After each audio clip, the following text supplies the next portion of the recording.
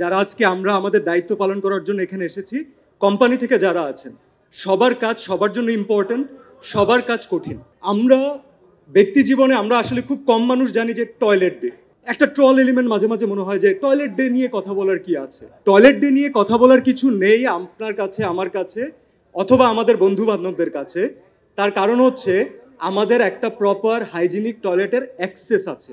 আপনি, আমি, পার্টিকুলারলি আমি বলবো যে আমার ফিমেল কলিগরা, আমরা সবসময় কাজে গেলে, যখন ঢাকার বাইরে যাই, আমরা সবসময় কিন্তু দেখি যে নিজেদের জন্য আমরা তো যে কোনো জায়গায় ট্রাই করি যে অ্যাডজাস্ট করে নিতে, কিন্তু আমাদের যারা ফিমেল কলিগ আছেন তাদের কিন্তু টয়লেটটা খুব ইম্পর্ট্যান্ট একটা এলিমেন্ট।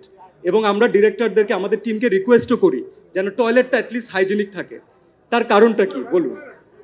কারণ হচ্ছে যেটা আমাদের কাছে খুব সহজ একটা নেসেসিটি, সেটা বাংলাদেশের প্রত্যন্ত অঞ্চলে বাংলাদেশের ম্যাক্সিমাম মানুষের কাছে এখনো লাক্সারি।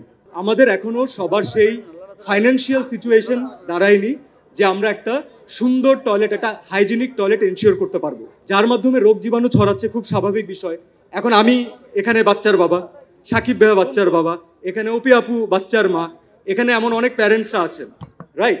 তো আমরা নিজেরাও দেখি যখন আমরা আমাদের জন্য কোনো কিছু একটা কিনতে যাই অথবা কোনো একটা কিছু নিতে যাই, তার থেকে বাচ্চার জন্য যখন কিছু করি সেটা নিয়ে আমরা অনেক বেশি কনসার্ন থাকি। তো যেটা আপনার স্বাস্থ্য ঝুঁকি দিবে, যেটাতে আপনি নিজে সেফ না, একবার চিন্তা করে দেখুন বাংলাদেশের মানুষের জন্য প্রত্যন্ত অঞ্চলে বাচ্চাদের সিচুয়েশনটা কি। চলুন আমরা এখন এটাকে কানেক্ট করি। কিভাবে কানেক্ট করব? আমাদের সিচুয়েশন ফাইন্যান্সিয়ালি আনসলভেন্ট ছিল, এটা মেনে নিতে হবে প্রত্যন্ত অঞ্চলে। তার উপরে নতুন অ্যাড হয়েছে বন্যা পরিস্থিতি।